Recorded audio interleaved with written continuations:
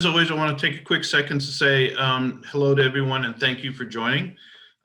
Please, you also know that I love Lisa's Care Connection, and I think they are the best kept secret that we have here in the Midlands, out in California, but they are starting to, the exposure for the sessions that they have and that those support group meetings that they have is getting more and more as time goes on.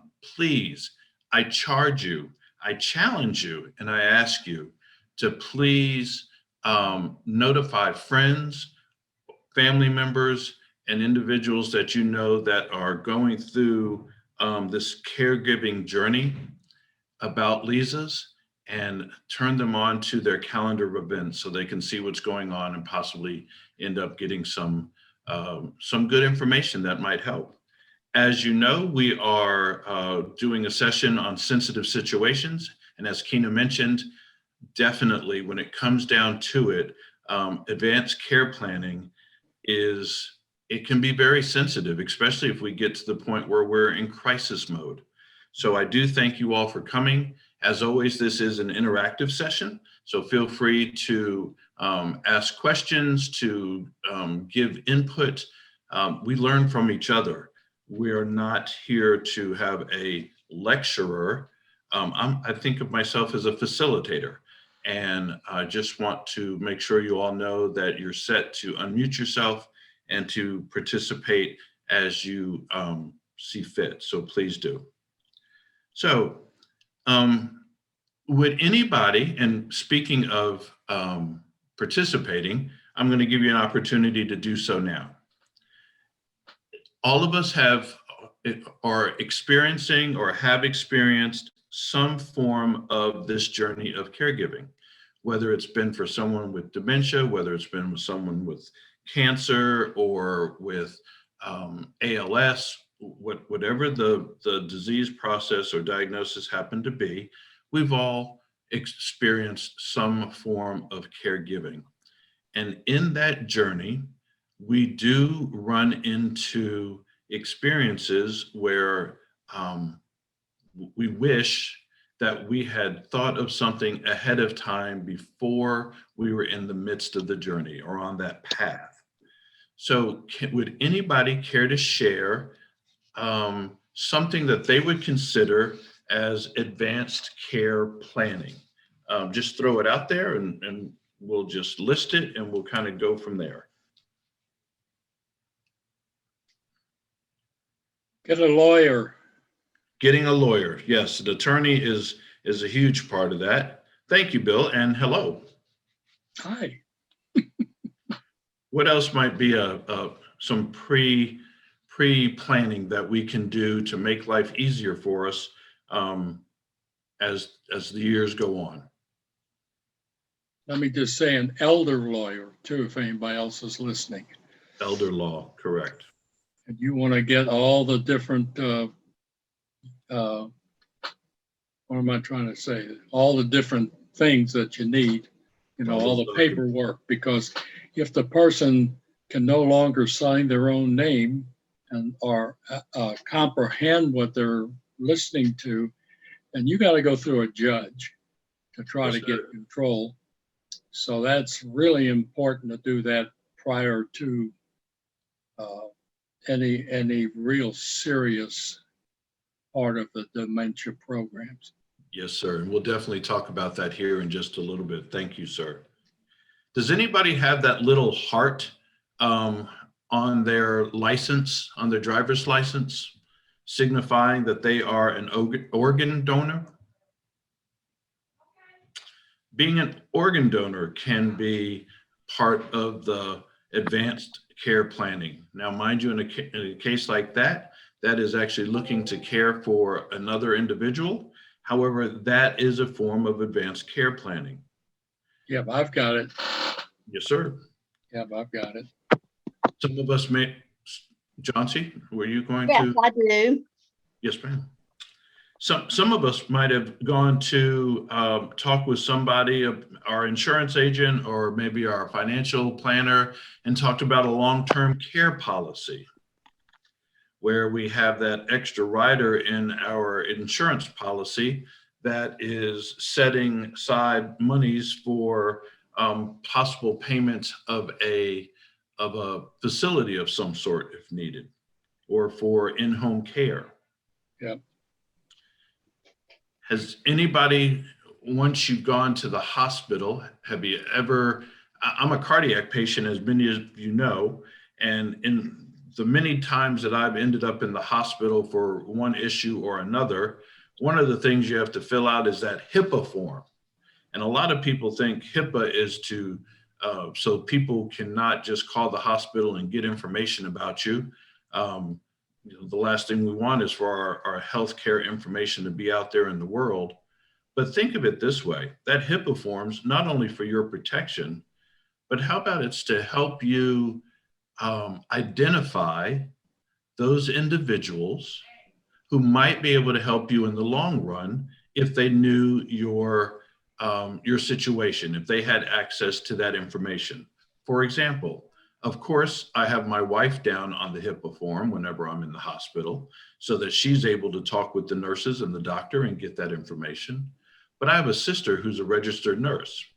So it might behoove me to have my sister listed on that HIPAA form so that she might be able to speak with the healthcare professionals and find out some other information that might help me make future decisions, or that just might help me in the future. Anybody else care to give any other ideas of what might be future planning? You don't have that, it's the same subject, but the healthcare power of attorney. Yes, If you ever sir. get into a hospital anymore, my experience has been, you got to have that. I mean, it'd be nice to have, you've got to have it. They Yes, want sir. someone to be able to speak if you can't for yourself. And Bill, since you brought that up, that's going to make for a nice segue into some of the other legal, the healthcare, and the financial information. I just wanted to see, I wanted folks to kind of have an opportunity to go, oh yeah, I didn't think about that, or oh, that counts as advanced planning as well. All these things are advanced planning. So let's talk about some of the forms that are out there. How about the durable power of attorney for finances? Now, this is a document that gives someone the power to make legal and financial decisions for a person that is going through whatever journey they happen to be going through based off their diagnosis, whether it's dementia, whether I get to a point in my diagnosis that I'm unable to relay the information that I would like to share, or I might not be able to sign my own documents. This gives somebody the power to make those legal and financial decisions for me. There's also a durable power of attorney for healthcare. Now, this gives somebody, they call them a proxy or an agent of power, or an agent for the power to make healthcare decisions for that person. Again, going back to my situation, if I were unable to speak or make clear decisions on what I would care to occur in regard to healthcare, then my wife would be able to make those decisions for me. So I always make sure that I try not to upset my wife. Her birthday's coming up, and I need to make sure I do something nice, because that way I know she'll make good decisions for me in the future. That was a joke, folks. Thank you for the giggle. I heard a giggle in the background. There's also something called a living will. And this states the person's wishes for healthcare when it comes to end of life.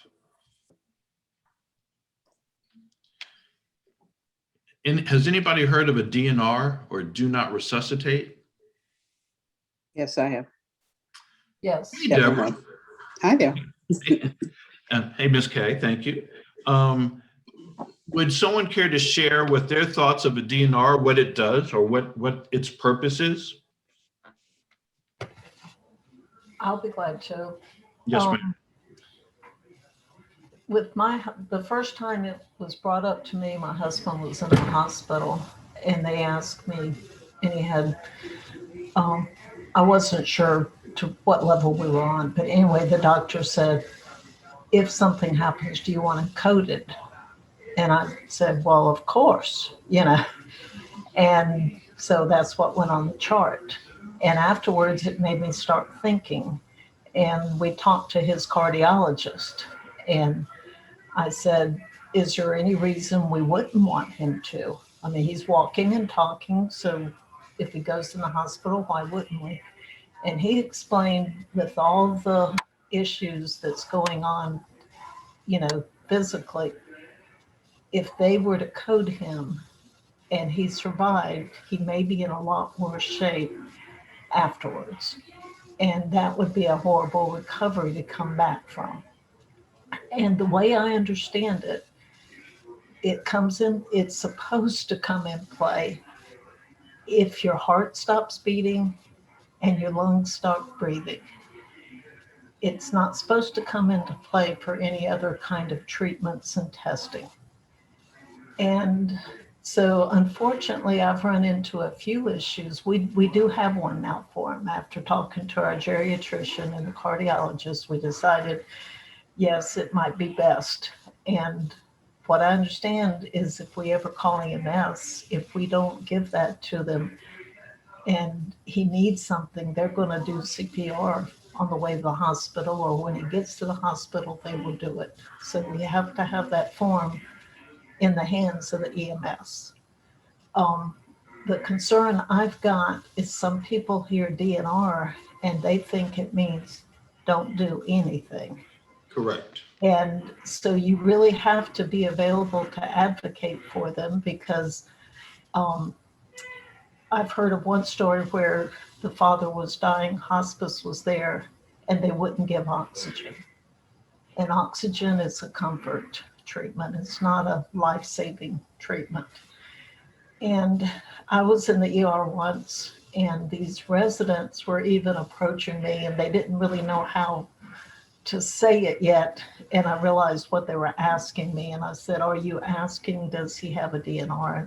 And they looked at me like, well, yeah. I said, yes, we have one. Well, then, have you talked about whether he would want a spinal tap? And I said, isn't that just a test? And why wouldn't we want one? And they said, well, they were fumbling for their words because they didn't have experience. And I explained to them, I said, it's my understanding only if his heart stops or if his breathing stops does the DNR matter. Then they said, well, have you ever talked about intubation? Or maybe I forget how they said it. And again, I said, only if, all these things come into play, do you not do something? And so you really have to communicate well with the health professionals, because some people go from the extreme of don't do anything at all to you do it as soon as they have a problem. So Ms. Kay, you are hitting it right on the money, and I thank you for that. And that's the whole purpose of today's session, is so that, number one, so we can make sure that we're able to communicate our wishes to the healthcare staff that's out there, but also so that we know amongst ourselves in our family what we would like to have done. For example, many of you know my father had Lou Gehrig's disease, ALS. And when it finally came down to the end, my father's wishes were to give him 7 days on a breathing machine in case they were able to find something that would be able to help him out and solve the ALS issue. Now, we all know that ALS is a disease that is incurable, and he knew it as well, but he wanted to give the doctors that opportunity to try to to try to find something that is going to help him at that time. But he only wanted 7 days. So that would be something that would be taken care of through his living will or some other documentation. But the DNR tells the healthcare staff that a person does not want them to try to return the heart rate, the heart back to normal rhythm if it ever should stop or if it's beating unevenly. That's the purpose of the DNR. It is set up so that an individual who does not want to be resuscitated, so that that wish, that desire would be granted. One other quick story. In a church I belonged to when I lived in Wilmington, our pastor, unbeknownst to us in the congregation or on the board, had a heart attack while he was on the pulpit. He ended up passing out there on the pulpit. And we had several nurses that attended that particular session, and they went to work because that's what nurses do. And they resuscitated him. When they performed CPR. When the paramedics finally made it there, he was able to come back, and he was cognizant enough to say, "What did you do?" "I was on my way to glory." And he was upset because they brought him back. So when it comes to a DNR, one thing Ms. Kay said is that folks need to be aware. And you should have a copy of your DNR and give that copy to people that you're going to be around. For example, in this gentleman's case, our pastor, it would have been nice if he had shared that with some of his team so that they were aware that if this occurs, because he was a cardiac patient as well, that if this occurred, he didn't want CPR. So it would have been nice to be able to have that in his office or in the hands of somebody else on the team. It's good to have a copy with your pastor, with your doctor, with your attorney, with your wife or your husband. It's good to have a copy in the glove box because some paramedics will look for something like that if you're in a car by yourself and there should be an accident. So multiple copies of a DNR is not unheard of, nor is it a bad bit of advice. Some people, when I used to work hospice, our nurses would suggest that you put the DNR above the bed if the person was bedbound, so that when the paramedics came in, if anything occurred, they would see the DNR, or if they had to take that individual from the house to the hospital, that they would have a copy of the DNR right there. They would know it because anything that were to occur between the house and the hospital, they're obligated to go ahead and try to save that person's life. But with the DNR, they know what to do and how to move forward in regard to that. I have a So, question. yes, ma'am. Hi, it's Deborah. I was Hey. wondering if your pastor was grateful afterwards.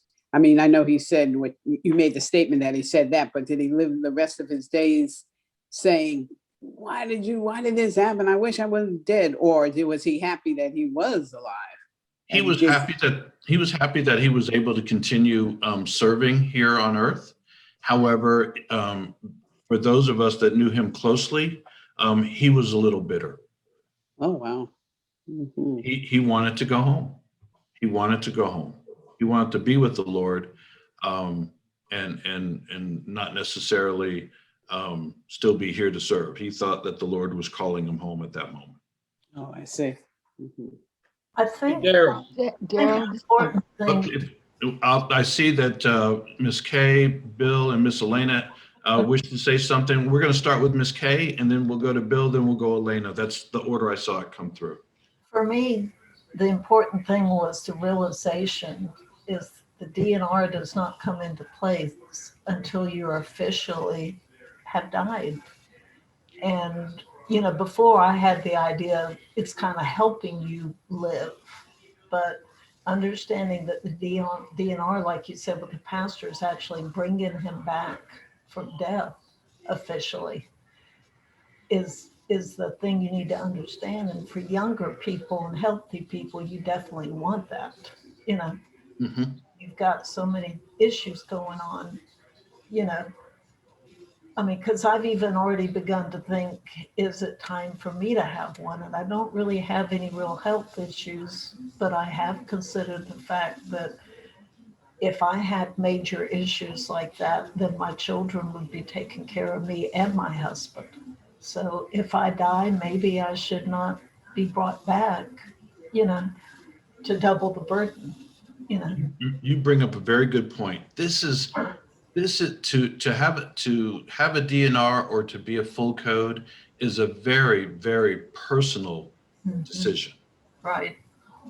Your decision may differ from my decision, which might differ from someone else's decision.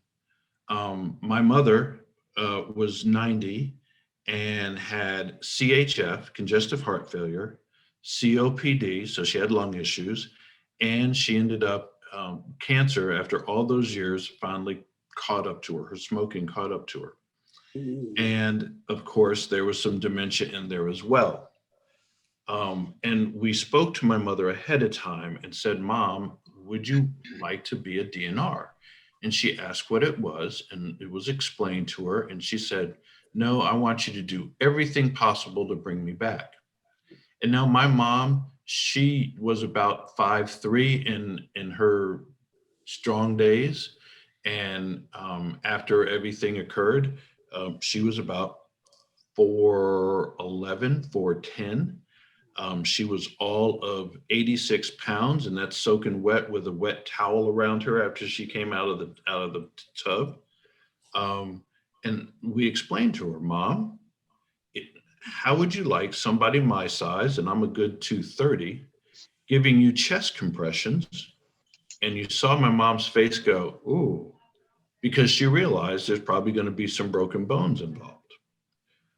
So we just explained the situation, and my sister, the nurse, of course, brought up the fact that then there's a chance you'll be intubated, and explained what that meant. And my mom said, oh, no, no, no, no, I want to be a DNR.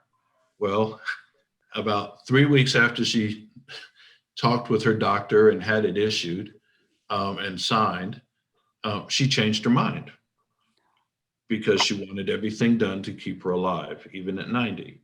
So I say all that to say this is a very personal decision, one which we or our loved one might vacillate and just go back and forth with. And it's not a decision that, if we disagree with it, it's not a decision that we, quite frankly, have the right to fuss or argue with our loved one, because that's their choice. And The main that's, thing is you can tear it up at any point if you change your mind. yes, ma'am. Yes, ma'am. Bill, you had something that you wanted to add as well to that. Well, I want to get a clarification because I got all these legal documents, one of them being the healthcare power of attorney. And in that document, it talks about do not liquid feed, do not something if it isn't, don't do any procedures that's going to prolong life unless it's something that will, be long-term. It's, in other words, don't just keep me alive for the sake of me breathing. Mm-hmm. Now, I always thought that was a DNR, but I'm getting the impression that that's not a DNR. No, sir. Those would be advanced directives.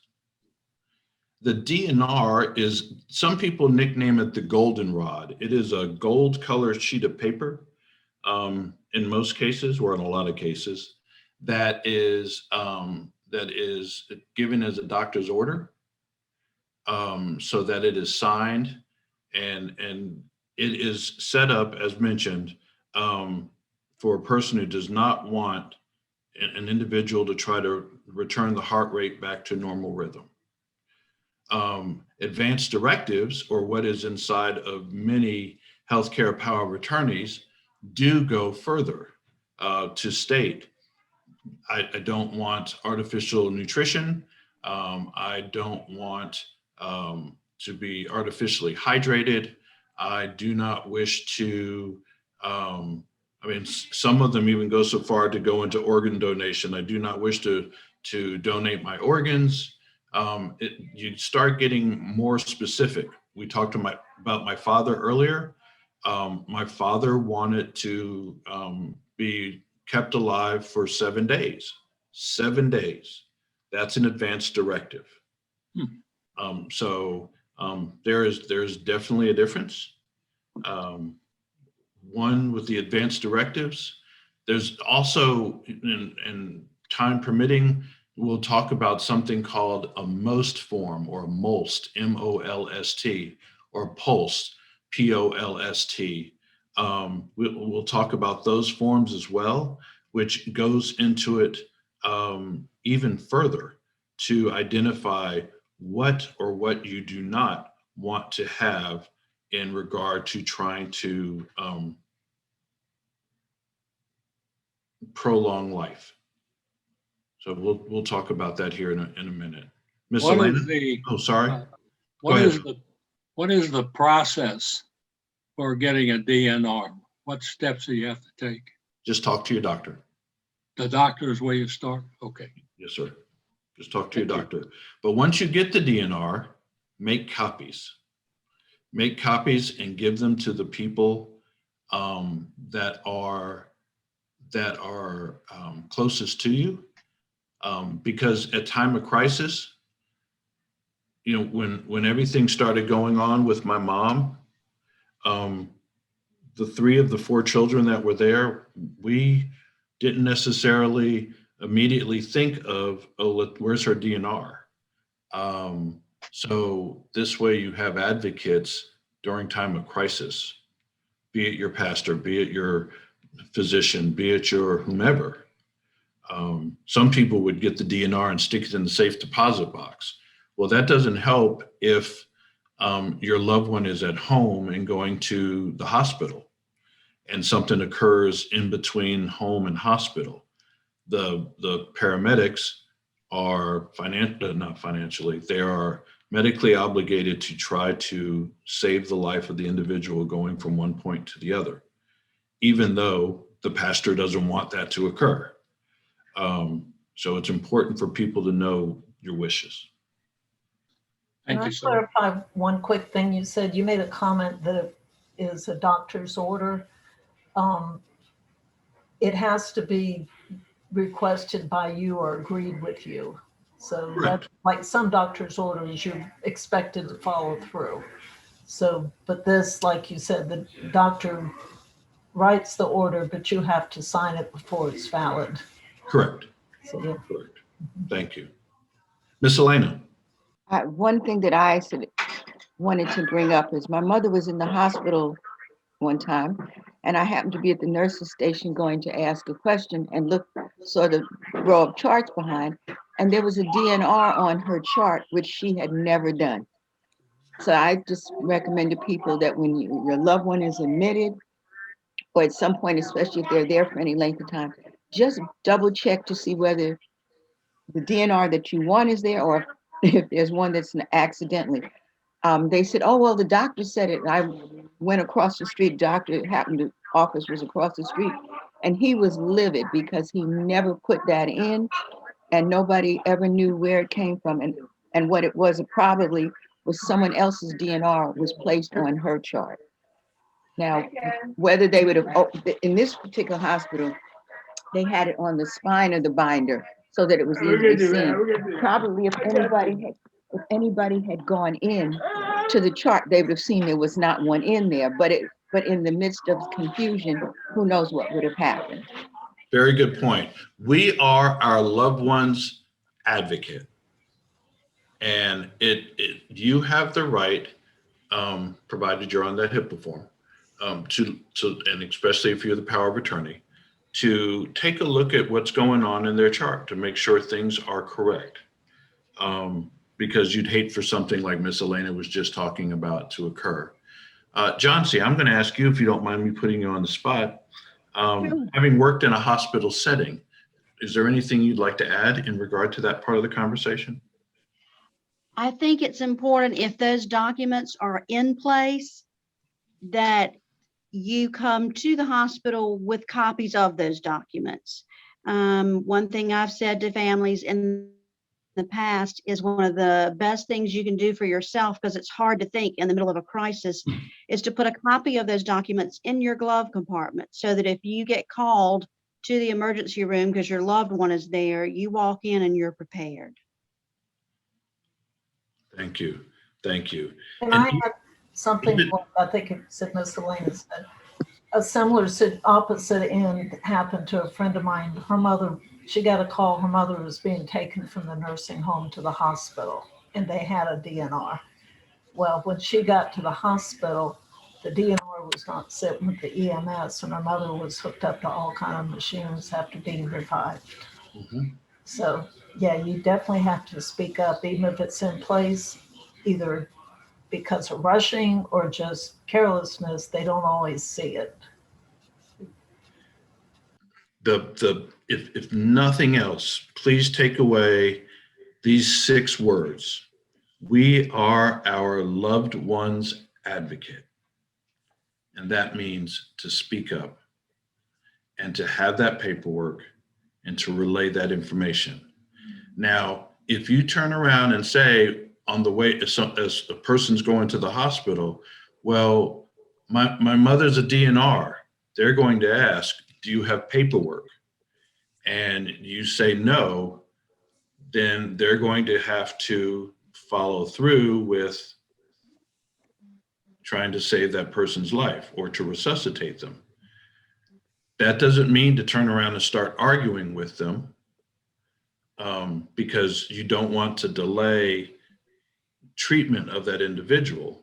However, that's why it's important to have this information prior to a time of crisis.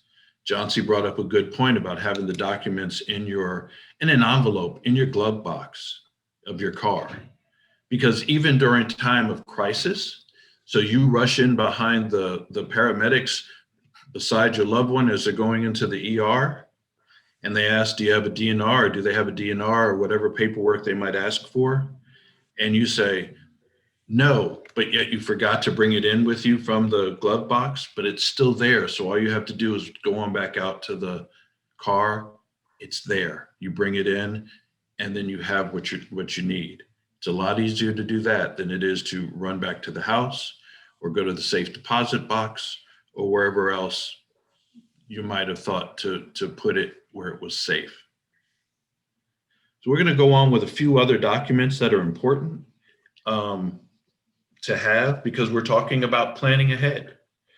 A few other things. It's important, no matter how young or how old we happen to be, to have a will. This is going to tell how the person wants his or her property and money to be divided, among those left behind. This is important because the last thing we want is for our loved ones to have to sit here and battle amongst one another, or worse yet, try to make those decisions for you. My mother and my father did a good job on their will. However, one thing that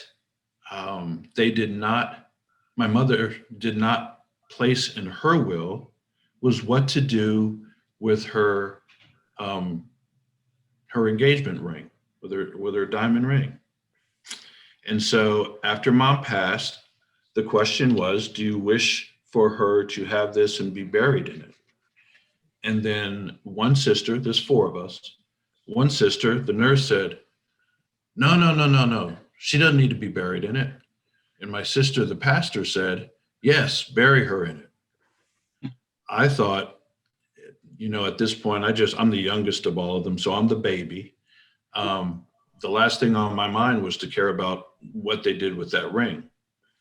And my brother, who is the eldest, he thought, that was Mom. She needs to be buried with that ring because she never took it off.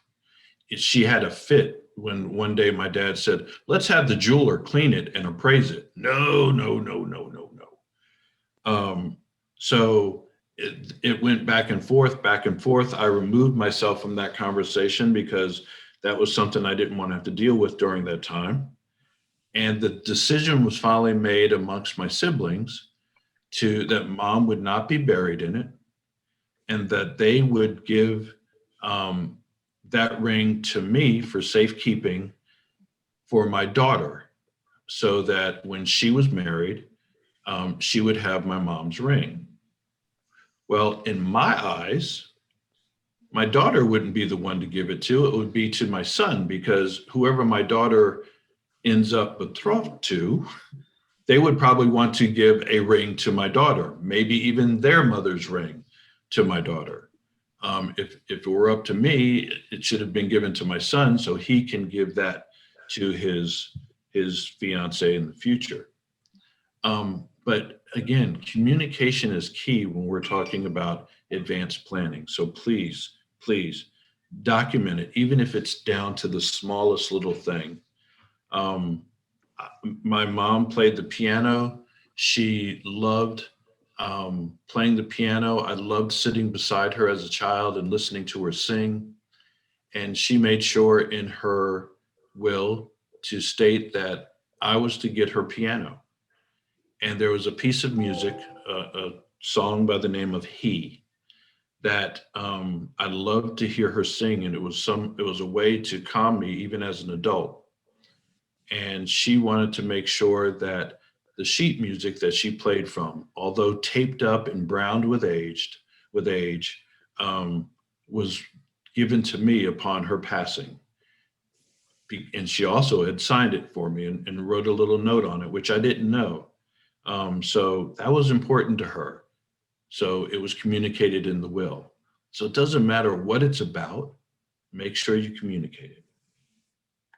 And then there's a living trust, and it tells someone called a trustee how to distribute a person's property and money. Just another document for us to keep in mind. These things can be taken care of through an attorney, as Bill mentioned earlier, or you can sometimes do it on your own. An attorney, quite frankly, in my opinion, it's my humble opinion, make sure that it's as thorough as possible. But again, that is up to you on how to handle it. There is a website that I'd like you all to write down. When I worked in Wilmington, I worked for a hospice company, as many of you know, for many, many years. And this hospice company decided, they found, as they continued to talk with people, that when it came down to it, the conversation was very rarely had. That we never talked about with our loved ones what our desires were should something occur. Heck, God forbid, but I always use the phrase, if I get hit by a bus, I can get hit by the Comet bus on the way home tonight. And my wife and my children need to know my wishes. If it's not discussed or conveyed, that's a burden to try to have your loved ones figure out what is to be done with you. So please have that discussion. But if you have a pen and paper, I would like for you, and I'm going to share the screen so you can see it. There is a website, bear with me as I'm looking for it, called begintheconversation.org. You'll see it there at the top of your screen. Begintheconversation.org. And within this website, the whole purpose of it, the company that I was working with wanted to make sure that it gave tools to individuals to make this conversation easier. In it, as you'll see in front of you, is a page that talks about advanced care planning forms, so that you can have a copy of or a guide to go with to see what's what, just to make sure that you're including them. For example, we were talking about the power of attorney in the living will. Well, here's some interesting facts that we might not know. The power of attorney and living will is a legal document. And it's a legal advanced care planning form, as Bill was talking about in regard to artificial nutrition, that type of thing. It's not necessarily a cost to create, unless of course you're going through an attorney and the attorney or notary charges you for those services. Back in the day that I worked for this company, there was only about 12 states in the US that actually had, excuse me, I'm getting ahead of myself. Not every state has every state has a unique document, but a lot of times it will cross over state lines. Now, to actually execute the contract or this document, the person needs to have the capacity to execute it by signature initially. And it only goes into effect when a person loses their capacity or ability to communicate. Notaries, witnesses, and the signature of a person is necessary to make it legal. Doesn't necessarily require an attorney. Photocopies may be honored depending on the state you're in. And in most cases, the power of attorney does not necessarily expire unless specified within the POA.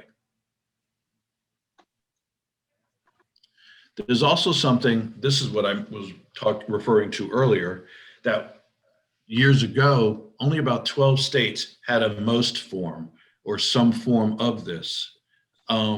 This form is set up, well, as you say there, it's set up as an order to help express the preferences at end of life. It includes several decisions, including a resuscitation status. It also talks about intubation, antibiotic use in feeding tubes, and other forms can go along with it. For those of you who are wondering what is that an acronym for? It basically stands for, the P is for physician, the M is medical, but it's for orders for life-sustaining treatment.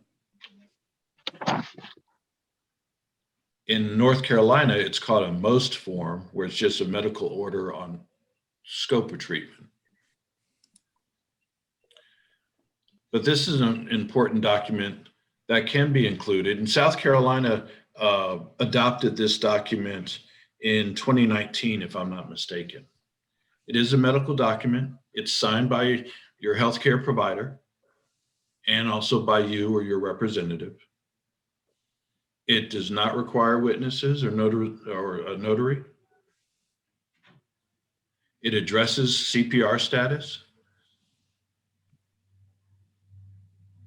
And it can be voided at any time if you change your mind.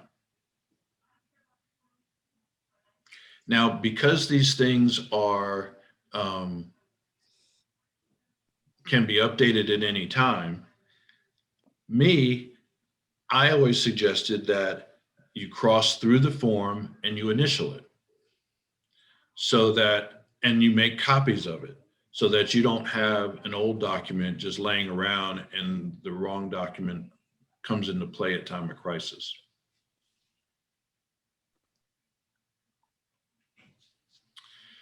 Other documents, when it comes to healthcare related information, we kind of already talked about organ donation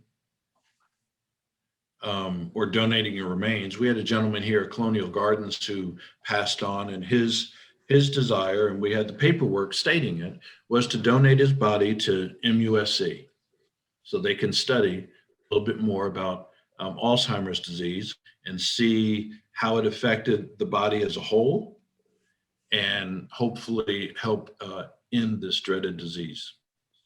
So that's what was followed. Funeral, memorial service, and burial cremation planning. Again, this planning process is set up to make life easy for those individuals that are left behind. We want to make it easy for them so that they don't have to go through making these decisions for you.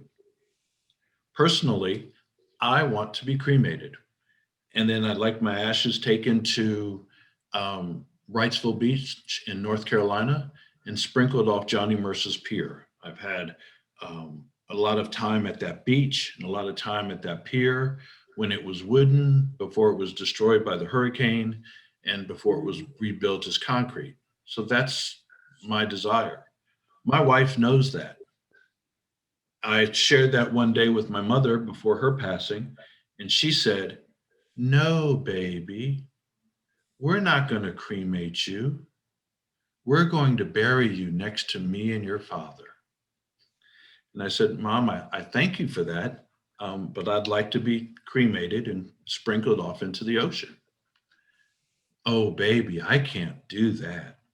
Like, well, Mom, as much as I love you, it's not your decision. And to the day she passed, it was not going to be cremation if she had anything to say about it. So I always joked with my wife and told her, good luck with that argument. But it's in writing, and that would be a decision for my wife to make. But imagine the argument between my loved ones if it was not in writing and the decision was not known. So I thought it important because I see it monthly and I talk to people weekly that don't have these plans in order. And when something occurs to their loved one, especially in regard to dementia and Alzheimer's, it is it's hard for the family to go through these things. And I try to make sure we make it as easy as possible. I had two folks who raised their hand. Forgive me, I didn't see who went first. I'm going to ask Miss Rosa if you'll go first, and then we'll go to Deborah. Thank you.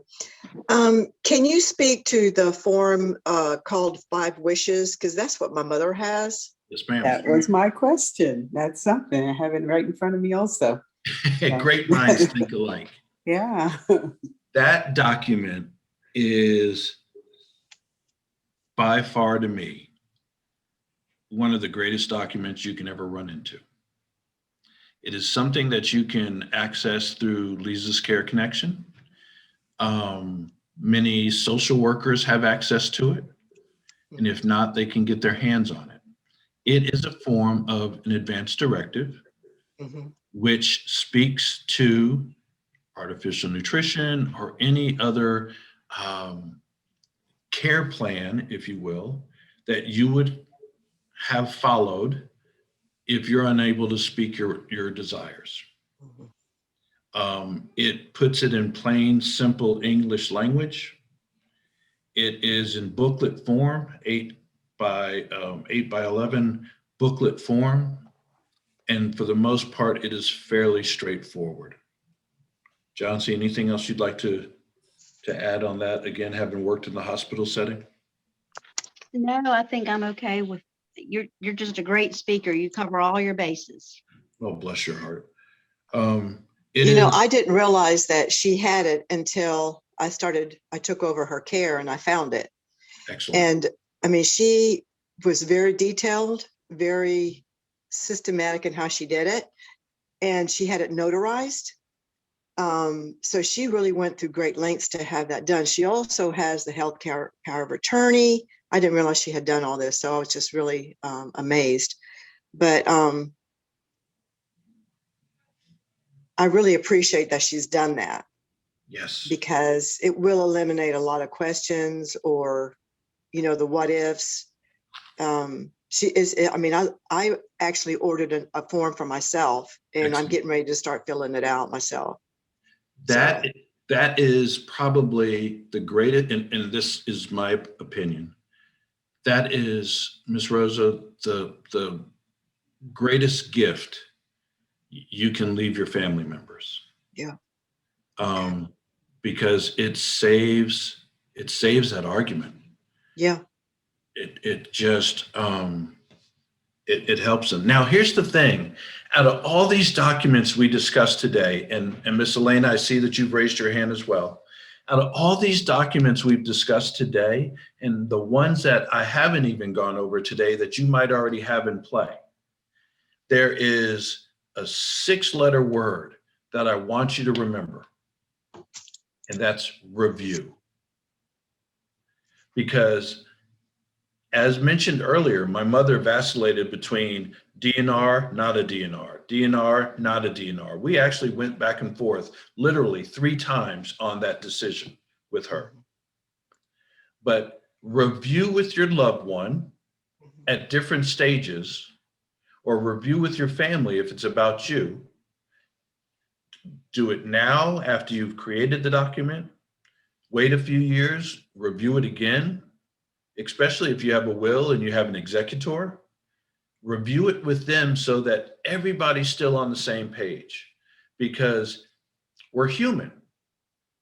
We change our minds. Our loved ones change their minds or their position. And you want to make sure that you go over it. Miss Rosa, you just said it, that your mother had the 5 wishes as well as the POA. Mm-hmm. And you want to review to make sure they both coincide with one another, but Okay. also that everyone knows, okay, these are the wishes that were desired then. Mom, is this still the way you feel? Yes. And now as time progresses in the journey of dementia or what have you, of course, it gets to the point where she might not be able to communicate it in an effective manner. But you want to make sure that everyone's still on that same line of thought. Ms. Lane. Thank you. Oh, you're very welcome. Thank you. 2 things. Well, One, I wanted to say something about the 5 wishes first, because I was next in line. Is that okay? Yeah, please. Okay. Wish number 2 says, my wish for the kind of medical treatment I want or don't want. So I would think that if you have the 5 wishes, you wouldn't need a DNR. Is that correct? If you do have the DNR, you want to make sure it just runs along, it's on the same line as the 5 wishes. Okay. All right. Okay. Thank you. Oh, you're welcome. Ms. Deborah, I saw you light up there. Your name lit up in the frame. Did you have something you wanted to add? That was it. That was me, Deborah. that Oh, was okay. it. I'm sorry. I thought that was Miss Elena. No, I have We, two things. One, I want to mention that when we were talking about the review, one reason that you also need to review it is sometimes the person that you've named has passed away, Oh, yeah. and that can get everything you have fuzzy. 2, along with that line, also sometimes people who are non-family members will present themselves and say, hey, Daryl's mom said, no, she wants me to handle things. So that also avoids it.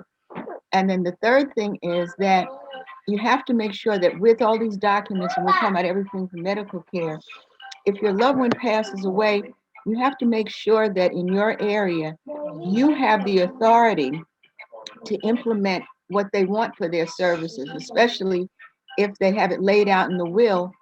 But depending on who prepared it, they may not be allowed. For my mother and my aunt, we had prepaid their burial, but when I got to the mortuary, they told me I did not have legal authority to implement what they wanted. And luckily we were able to, well, my aunt went first and we were able to change things, but it took a couple of days having to make some changes. But we learned from that, so we went back and changed my mother's ahead of time. But that's something, again, depending on where your loved one is, what your state has, or where they may have written those documents before they came with you, that they need to be changed. Yes, very good point. Thank you. And I'm working with someone now who the niece lives here in Columbia. Her aunt lives in Georgia, and she wants to bring her aunt up here. And there were some document differences based on crossing state lines. So you definitely want to make sure that that what applies in the original state applies in the new state as well, especially if you have someone, a loved one elsewhere, and you're moving them somewhere else. Bill, I thought I heard you saying something earlier. Did you have something? Yeah, there was something stated and it confused me. Let's see if I heard it right. Talking about 5 wishes. Yes, sir. And then in the 5 wishes, DNR was mentioned, but that won't stop the paramedics from doing it unless you actually have a DNR form. Is that correct? Personally, I would make sure I had my DNR. It is something that is issued from the physician. It's hard for the healthcare providers to argue with the physician's order. Makes sense. Yeah. Okay. Thanks. However, if you have a DNR and you're working off of 5 wishes, just make sure that they're in line. Right.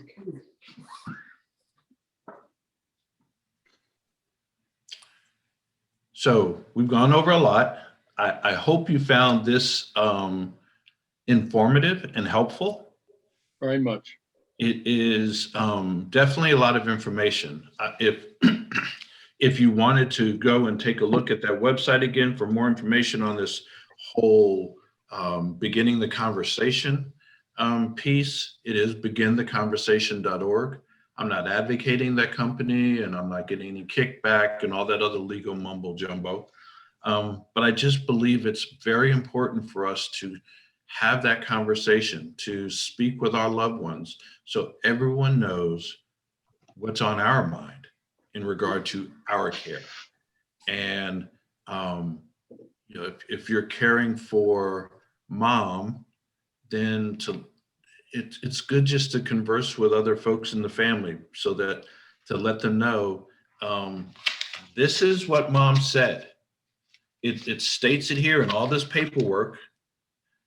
I just want I want to be upfront and let everyone know this is what mom said, and she signed it in 1996 prior to her diagnosis. So hopefully it alleviates any of the arguments and tension and dynamics that I see on a weekly basis when I'm working with families. It is during that time, family should come together, because a lot of times our loved one knows what's going on, and it brings them a sense of angst. Even in the midst of dementia, angst is angst. It doesn't matter if they know who's causing it or doesn't know who's causing it. It's just caused, and that could be trigger for other issues. And that's not necessary for that loved one to see that angst. Daryl, this is Elaine. I have a question for you. Yes, When you ma'am. first started, you had mentioned about sometimes the insurance has, provision where they can have long-term care with it. Do you have any information though, for those that don't have that? One of the things we helped my aunt do was to self-save, self-pay. And so when it came time that she needed, some home health care, home care, we were able to access some of her finances for it.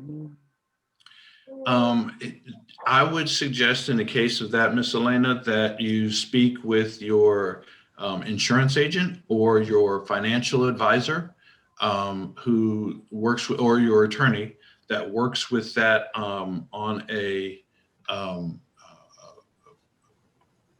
that level. So that way you'll get the proper professional advice that you need in regard to that. Long-term care now is a lot different than long-term care when our parents were young. They could back then a lot of times get a a policy that was uncapped that would allow them to pay whatever the facility was asking them to pay. And that would go on forever until that person passed. The policies that you get these days, based on my financial advisor, they're expensive, and you don't get half as much of what our parents might have received back then. I'm Not to talking about, mention- Daryl, these are for the ones who aren't in a facility, that the loved one is at home with you or in their home, and you're helping them, and they don't have most insurance will not cover home care. But this is for those that are at home. And like I said, she just said it, we encouraged her, and she set aside some money each month. Oh, excellent. And then when the time came, she, had the money. In terms of my parents didn't have any to set aside. So when it came time that anything was needed, we as the caregivers, and that's where sometimes a caregiver can have a problem. We as the caregivers had to pay for any care that was done at home that was not, Medicare or something like that. Yes, ma'am. I see that a lot too. Yeah, so if we're able to save a little bit, definitely that is a good move, because a lot of facilities, especially in South Carolina, are private pay. And when it comes to Medicaid, you have to qualify. In South Carolina, they look back to see where your money's gone, and they go back and look for a history of finances for 5 years. They have their calculation that they work with to see if you qualify for Medicaid or not. And even if you do, not every facility takes Medicaid or has a Medicaid bed. And the way they work that, most facilities will say, okay, at the beginning of the fiscal year for Medicaid, which is July 1, they'll say, okay, we'll allocate 5 beds for Medicaid, 3 for females, 2 for males. And once those beds are gone, they're gone. And what people find out is when they start looking for a Medicaid bed in January or February, those beds are gone. They're already used up. And it's not like a facility to say, you know what, I know we're out of our Medicaid beds, but I think we're going to allocate some more beds because we're just good people. Unfortunately, healthcare is a business, and private pay pays more than the reimbursement that facilities get for Medicaid. I'm not saying that they're not out there, but in most cases, they're not going to reallocate beds unless there is a Medicaid bed that becomes available, usually by transfer or by death. So one quick thing, based on when it comes to payments, there is a little known benefit for vets and spouses of vets that maybe we'll speak on another time. I want to respect your time, but remind me in another session. It's called Veterans, it's from the VA, the Veterans Administration, Aid and Attendance. If you're interested in some information, I can email you a frequently asked question sheet that was put together by the Lexington County office. It helps pay for, it helps offset payment of facilities such as ours. It helps offset payment for if you're caring for an individual at home. And it does not necessarily affect your other VA benefits. So if you're interested in receiving that information, just look at it so you'll know, or you have a friend or family member that may benefit from it. My email address is Daryl, that's DARYL .McNair, MCNAIR, at JEA Again, it's Daryl.McNair. The spelling of Daryl is on the screen, at JEASeniorliving.com. I'll be glad to send that to you. Kina, welcome back. Thank you. I'm glad you did mention the aid and attendance. I think it's probably time that we offered another education on that. So I'll reach out to Evelyn Dean and see if perhaps we can get that scheduled. I have a great presentation that he offered here that I could also send with that information that Daryl has. Yeah, so thank you so much today. This was such great information. I was in and out answering calls, but man, what an important topic. And I know for me, one of the things that I learned through my own caregiving experience was that we often think about the person that is sick and we forget to take care of our own documents. And that's exactly what happened in my situation. And I had a sick mom. We were trying to prepare her documents and what she might want in place. And then my dad suddenly died and had nothing in place. So don't forget, and you may have addressed this, but please don't forget to get your own documents in order, because if something happens to you, then who will take care of your loved ones? So make sure you think through that and to put all those things in your docs as well. Very important. Thank you. And everybody, again, as always, thank you. Thank you for participating today. I always say the last thing you want is to have to listen to me for an hour and 15 minutes. So thank you for participating. Allison, I noticed your chat message earlier. Thank you. I love you too. Anyway, we appreciate it. And I know I might have gone out of order there earlier with some of our names, and I apologize. Ms. Deborah, I'm sorry. No problem. It's Thank you for a wonderful talk.